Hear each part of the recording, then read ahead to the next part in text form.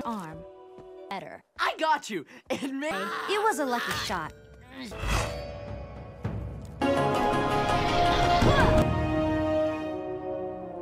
I know. It was. Gotta be some way out of here. The air. If you think we're gonna fit through there, you're crazy. Appa and bust us out of here. Come on, boy. Get Appa. Strike back. Halo semuanya, selamat datang di Ruang Film. Bagaimana kabar kalian semua? Semoga selalu sehat dan baik-baik saja.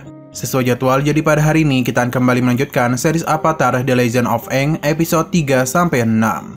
Di bagian sebelumnya, Katara dan Sokka secara tak sengaja menemukan sang avatar yang bernama Aang. Setelah itu mereka berdua pun membawa Aang ke desa suku air. Sewaktu Aang berada di desa suku air, tiba-tiba saja keberadaannya terdeteksi oleh pasukan negara api yang dipimpin oleh Zuko. Lantas Aang pun akhirnya dibawa oleh Zuko. Belum sempat dibawa jauh, Aang berhasil membuat kekacauan di kapal perang Zuko dan berhasil melarikan diri bersama dan Sokka dan Katara.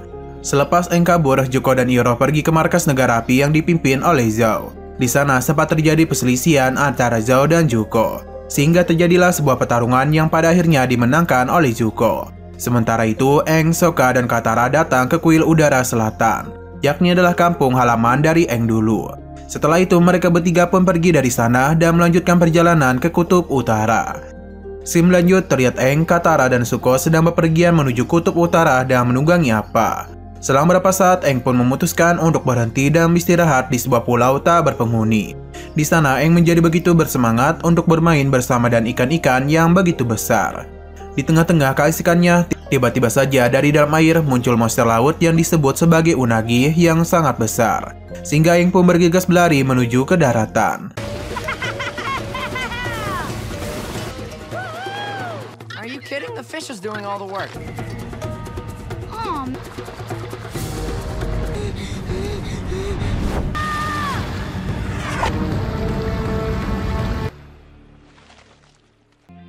Baru saja sampai daratan, secara mengejutkan datanglah beberapa wanita misterius yang menyergap Aang dan kawan-kawannya. Kemudian Aang dan kawan-kawannya diikat di sebuah tiang dan mulai diinterogasi oleh wanita-wanita asing itu. Di antara para wanita asing itu ada seorang pria tua yang menuduh Aang dan kawan-kawannya sebagai mata-mata dari negara api. Pria tua itu mencurigai Aang dan teman-temannya dan alasan agar pulaunya yang disebut Pulau Kyoshi terhindar dari jajahan negara api. Bernama Pulau Kyoshi, Aang mengaku mengenal seorang avatar yang bernama Kyoshi. Avatar Kyoshi ada pada 400 tahun yang lalu dan sudah mati pada berabad-abad yang lalu. Aang kemudian memberitahu bahwasanya ia mengenali avatar Kyoshi adalah karena Aang adalah seorang avatar. Bukannya disegani, pengakuan Aang itu justru tidak dipercayai oleh mereka semua dan Aang malah dituduh sebagai penipu. Untuk membuat mereka percaya, Aang pun sengaja menunjukkan teknik pengendalian udaranya. Alhasil, seluruh penduduk yang ada di sana mulai mempercayai Aang sebagai seorang avatar. Kabar mengenai keberadaan Aang di Pulau Kyoshi dapat dan cepat menyebar dan terdengar oleh Zuko. Lantas Zuko pun menjadi begitu bersemangat untuk pergi ke Pulau Kyoshi. Di Pulau Kyoshi mulai terlihat dari Appa, Aang, Katara, Momo hingga Sokka mereka diperlakukan spesial layaknya seorang pahlawan. Aang mengaku saat menikmati pelayanan yang dilakukan oleh para penduduk Pulau Kyoshi. Berbeda dengan Katara, ia justru menyarankan untuk tidak tinggal terlalu lama di Pulau Kyoshi. Selain itu, Aang juga sangat menikmati waktu bersenang-senangnya bersama dengan para gadis kecil yang ada di Pulau Kyoshi. Tak jauh di sana, Sokka nampak sedang memohon kepada para prajurit wanita di Pulau Kyoshi untuk mengajarinya cara bertarung. Prajurit wanita bernama Suki mengaku bersedia mengajari Sokka dengan satu syarat, yaitu Sokka harus mematuhi semua aturan yang telah mereka buat. Aturan yang dimaksud oleh mereka adalah Sokka harus berpenampilan persis seperti yang mereka kenakan, yaitu pakaian feminim. Pakaian itu merupakan seragam kesatria dari Pulau Kyoshi. Benang sutera yang ada di seragam itu melambangkan darah pemberani yang mengalir di dalam nadi pemakainya. Sedangkan lencana emas yang ada di seragam itu melambangkan kehormatan sebagai seorang kesatria. Setelah itu Sokka mulai diajari mengenai gerakan dasar dalam seni bela diri. Suki kemudian menjelaskan kalau jurus milik Pulau Kyoshi bukanlah tentang kekuatan, melainkan tentang memanfaatkan kekuatan lawan untuk menyerang diri mereka sendiri. Arm. Better. I got you. It was a lucky shot. Tak jauh dari sana nampak Aang sedang berusaha menghibur para gadis kecil dan berendam di dalam lautan untuk memancing unagi. Pada awalnya Unagi sama sekali tak muncul sehingga para gadis kecil pun menjadi kebosanan. Hingga pada akhirnya Unagi muncul dari dalam air tepat di bawah Aang berenang. Akibatnya Aang pun terus berusaha menghindari dengan cara memegang kumis dari Unagi agar dia itu tidak ditelan hidup-hidup. Setelah beberapa saat Aang terus berusaha bertahan sampai pada saat Unagi mencoba melemparkan Aang, dia pun seketika tak sadarkan diri.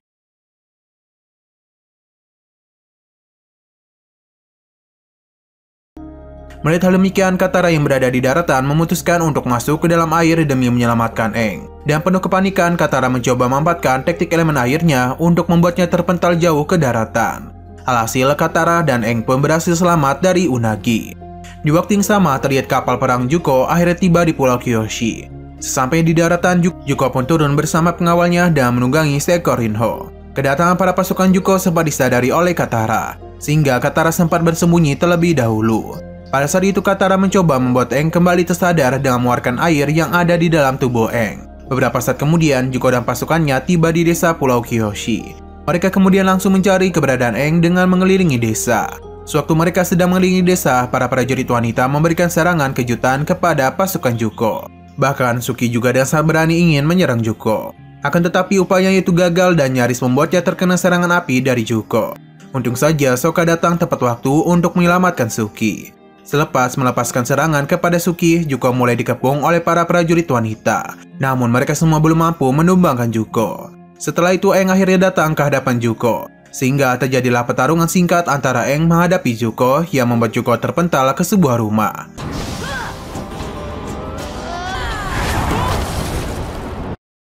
Lalu Aang pergi menghampiri Katara yang sedang menyembunyikan para gadis-gadis kecil. Aang merasa tak bersalah mengenai apa yang telah menimpa Pulau Kyoshi. Karena menurutnya dialah yang menjadi penyebab diserangan Pulau Kyoshi oleh negara api.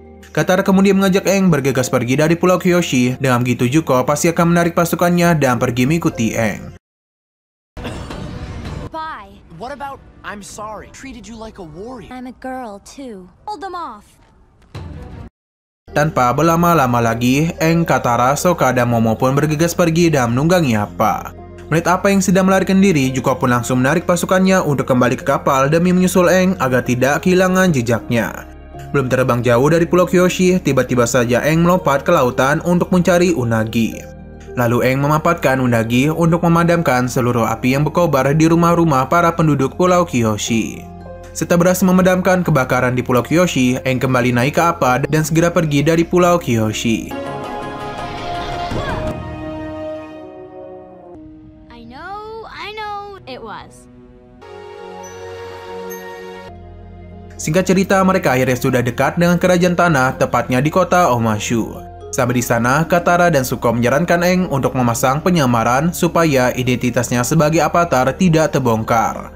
Setelah itu, Aang, Katara, dan Sokka mulai berjalan menuju kota Omashu. Aang memberitahu bahwasanya masyarakat di kota Omashu adalah masyarakat yang paling ramah di seluruh dunia.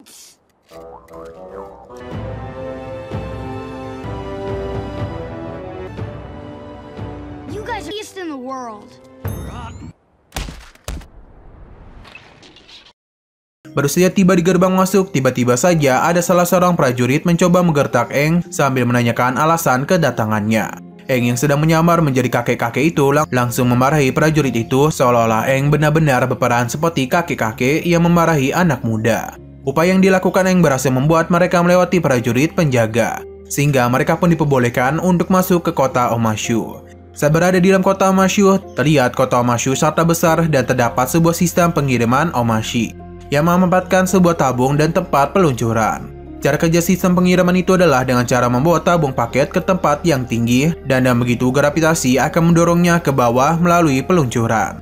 Dulu tak ada kali Aang berkunjung ke kota Omashu, ia sempat memanfaatkan tempat peluncuran pengiriman paket hanya untuk bersenang-senang bersama dan temannya yang bernama Bumi. Teringat akan hal itu, Aang pun mengajak Katara dan Zuko untuk ikut bersamanya untuk melakukan hal yang sama seperti apa yang dia lakukan dulu bersama Bumi. Di tengah-tengah berseluncurnya tabung paket, secara tiba-tiba ada sebuah tabung paket di belakang mereka berupa senjata tongkat dengan mata pisau yang sangat tajam. Oleh karena senjata tongkat itu semakin mendekat dan nyaris melukai mereka bertiga, Aang pun bergegas membuat tabung paket mereka keluar dari jalur. Sehingga mereka bertiga pun membuat kekacauan di seluruh kota Omashu. Banyak benda-benda yang hancur gara-gara mereka. Bahkan tindakan mereka juga mengganggu sistem pengiriman paket. Hingga pada akhirnya mereka pun berhenti berseluncur karena terjatuh dan mereka bertiga langsung dikepung oleh para prajurit kota Omashu.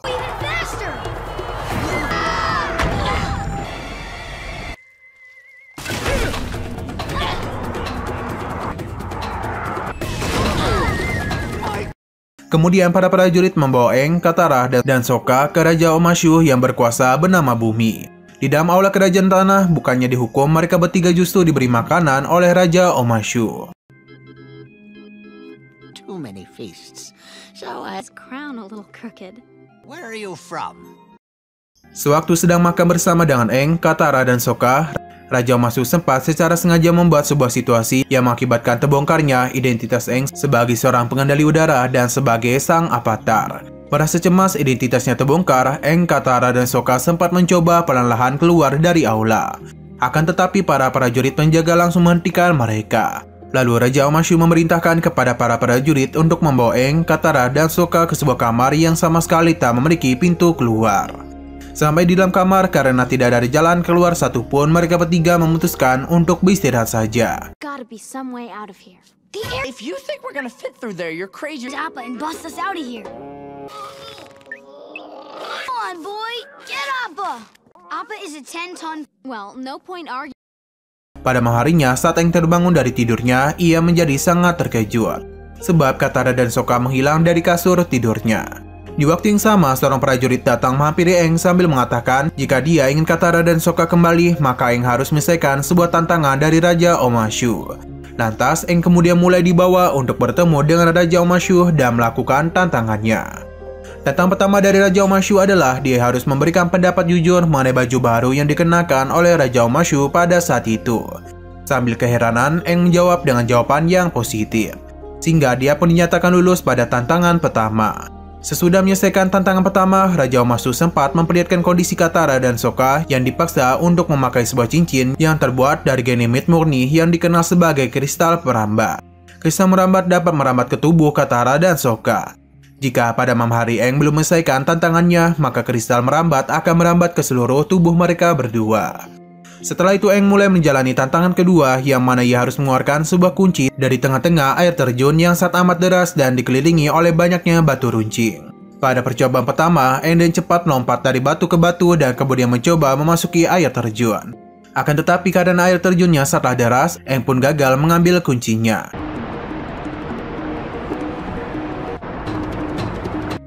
Bahkan pada percobaan kedua, ia sempat mencoba menggunakan cara lain, yaitu adalah dengan cara melompat dari atas, namun dia kembali digagalkan oleh air terjun yang sangat deras. Oleh karena tidak dapat mengambilnya secara langsung, Aang kembali mencoba mengambilnya dan melemparkan sebuah batu runcing ke rantai yang menggantung kunci tersebut. Dan cara itulah Aang akhirnya berhasil membuat rantai itu terputus, sehingga kuncinya pun berhasil dikeluarkan dari air terjun yang sangat deras itu. Selepas menyelesaikan tantangan kedua, Raja Omashu memberikan tantangan selanjutnya, yakni Aang harus mencari peliharaan Raja Omashu yang menghilang bernama Floppy. Beberapa saat kemudian, Aang pun datang menghampiri Floppy yang memiliki tubuh mungil. Sewaktu ia menyentuhnya, tiba-tiba saja Floppy yang begitu besar datang tepat di belakang Aang. Pada saat juga Floppy kecil pergi menjauh dari Aang dan dia pun bergegas pergi mengejarnya sambil dikejar oleh Floppy besar. Aang terus dikejar hingga padanya Floppy besar pun mengejar dan mulai mendekati Aang. Lantas Aang pun mencoba manggilnya dengan sebutan Floppy, sehingga Floppy besar menjadi begitu jinak dan manja kepada Aang. Usut punya usut, Floppy kecil sebelumnya bukanlah Floppy peliharaan Raja Omashu. Dan ternyata yang bertubuh besar itulah peliharaan dari Raja Omashu yang bernama Floppy. Dan begitu Aang pun berhasil menyelesaikan tantangan ketiga. Setelah menyelesaikan tantangan ketiga, Aang pun kembali melanjutkan tantangan terakhir, yakni dia itu diharuskan untuk bertarung. Pada tantangan terakhir itu, terdapat dua musuh yang dapat dipilih oleh Aang untuk menjadi musuhnya. Bukannya menunjuk kedua musuh yang sudah disiapkan, Aang justru menunjuk Raja Omashu sebagai musuhnya. Tanpa banyak bicara, Raja Omashu kemudian mulai bersiap dan langsung menyerang Aang sampai membuatnya terpental. Tak berhenti sampai di situ, Raja Omashu melanjutkan serangannya dengan melemparkan gumpalan batu yang begitu besar. Pada saat itu yang bisa dilakukan oleh Aang hanyalah terus menghindari serangan dari Raja Omashu. I'd hope the Avatar would be. Don't you have any surprise strike back?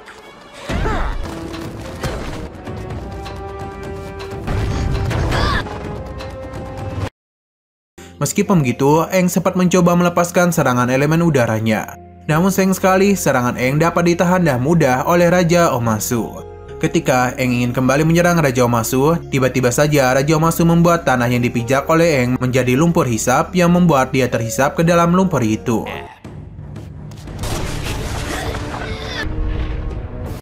Di waktu yang sama, Raja Omasu mengarahkan 2 batu ke arah Aang. Untung saja dia itu sempat terlepas dari lumpur hisap dan terhindar dari serangan Raja Omasu.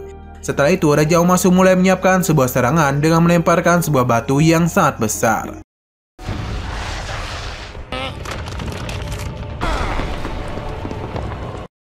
Melihat hal demikian, Aang pun bergegas membuat angin tornado. Akibatnya, serangan dari Raja Omasu justru membalik ke dirinya sendiri.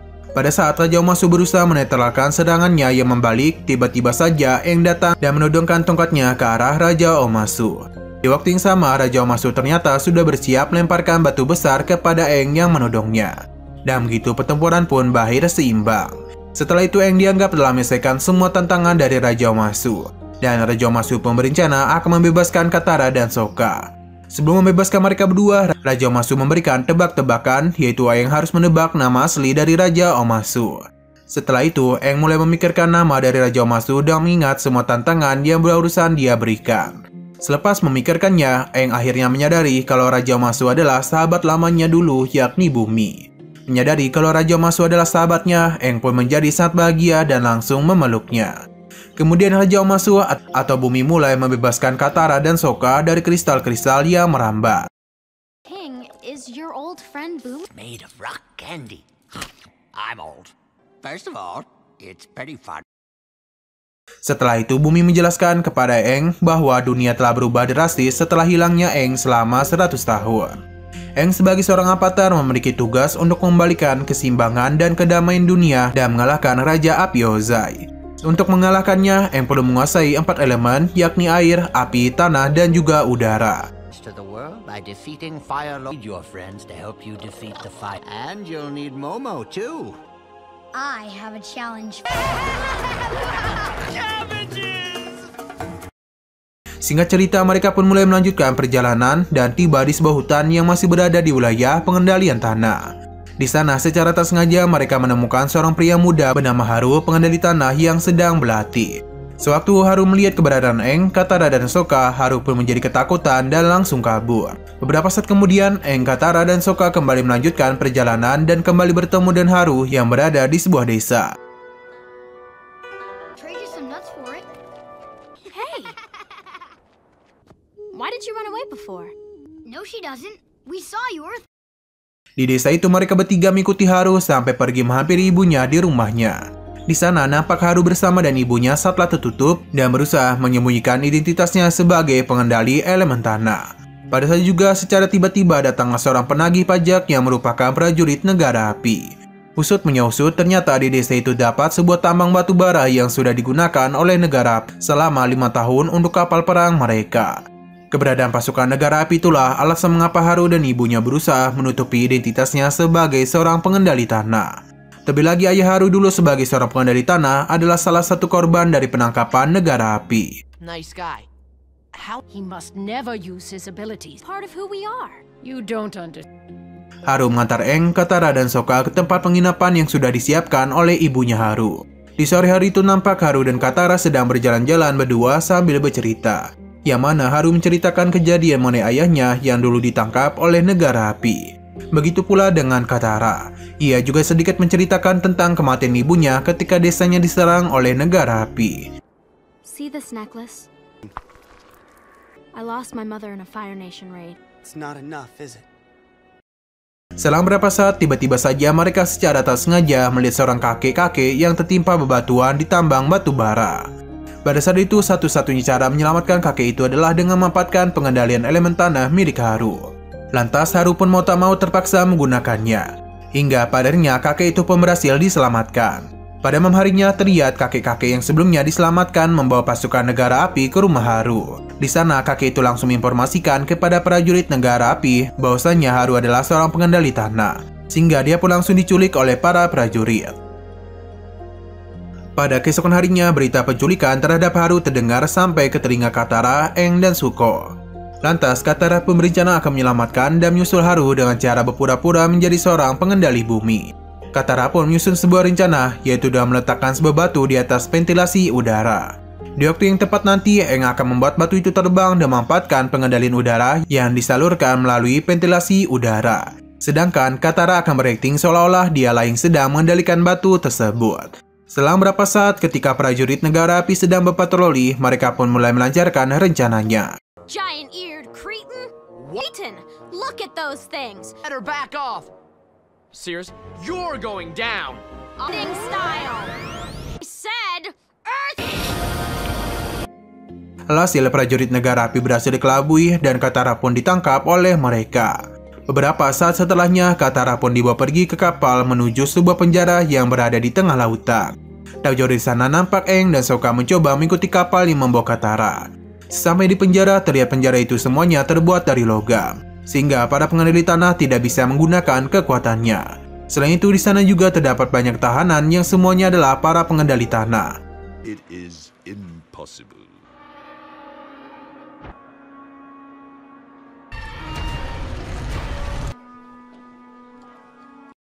Katara kemudian akhirnya berhasil bertemu dengan Haru. Nampak ekspresi Haru menjadi begitu terkejut ketika melihat Katara yang ditangkap. Setelah itu, Haru pun membawa Katara untuk menemui ayahnya Haru yang bernama Tairo. Berusaha bertemu, Katara langsung melemparkan sebuah pertanyaan kepadanya mengenai rencana mereka untuk kabur dari penjara tersebut. Mendengar pertanyaan Katara, Tairo menjadi begitu kaget karena mereka tidak ada rencana apapun sambil menunggu dunia kembali damai. Tairo mengaku tidak berdaya dan tidak berani melakukan pemberontakan untuk kabur dari penjara, sebab banyak nyawa penduduk desa yang akan dipertaruhkan. Lalu secara mengejutkan, Katara berdiri di tengah-tengah keramaian dan mencoba memberikan pidato untuk menyemangati dan memberikan keberanian kepada semua tahanan. Bukannya mendapati respon positif, pidato penyemangat dari Katara justru tak dapat respon sedikit pun dari orang-orang. And it is your courage they should truly fear, forced to dig any oceans of your hearts that make you who you are. I can tell you the Avatar. Pada malam harinya saat Katara sedang tertidur, Aang tiba-tiba datang untuk menjemput Katara. Bukannya melarikan diri, Katara malah menolak untuk pergi. Alasan dia menolak adalah karena ia tidak bisa membiarkan para tahanan yang sudah berputus asa dan tidak ingin pergi dari penjara. Oleh karena Katara menolak untuk pergi, Aang dan Sokka pun memutuskan untuk tetap stay di penjara bersama dengan Katara. Di sebuah tempat tersembunyi, Aang, Katara, dan Sokka sempat sedang menyusun sebuah rencana untuk menyelamatkan para tahanan. Rencana yang akan mereka lakukan adalah dengan memberi kekuatan kepada para tahanan dan mengeluarkan batu-batu bara yang ada di gudang utama. Cara mengeluarkannya sama dengan cara mereka lakukan sebelumnya untuk membuat Katara tertangkap oleh para prajurit, yaitu dengan memanfaatkan ventilasi udara dan elemen udara milik Aang. Pada keesokan harinya, waktu Katara dan Sokka sedang menunggu aksi dari Aang untuk mengeluarkan batu bara, tiba-tiba saja mereka berdua dikepung oleh para prajurit penjaga dan kepala sipir penjara.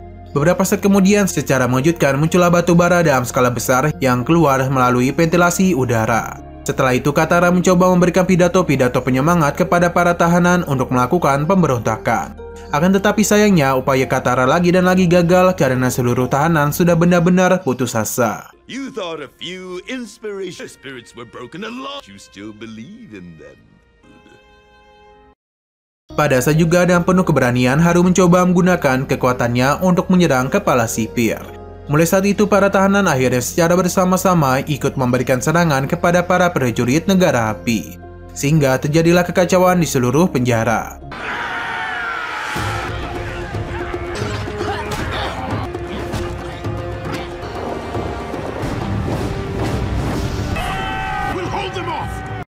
Tak tinggal diam saja, Aang, Katara, dan Sokka juga membantu menyerang kepala sipir dengan para pengawalnya. Kemudian Tairo memanfaatkan batu-batu bara untuk melempar kepala sipir dan para pengawalnya ke dalam air. Singkat cerita, seluruh tahanan pun akhirnya mulai bepergian dari penjara dan kembali ke kampung halaman mereka.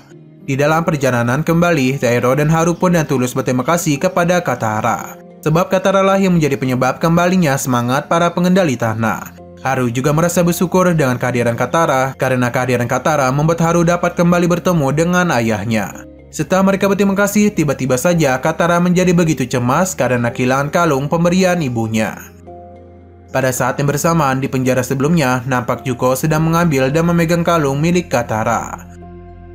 Nah, sayang sekali episode pada hari ini harus bersambung dulu. Oke, sekian dulu pada video kali ini. Untuk video selanjutnya akan segera hadir. Jadi bagi kalian yang mengikuti series ini, langsung saja klik subscribe dan aktifkan loncengnya. Terima kasih yang sudah menonton video sampai habis. Jika yang suka pada video ini, klik like dan share ke teman-teman kalian tentang channel ini. Dan ditunggu aja kelanjutannya. Oke, sampai jumpa di video selanjutnya.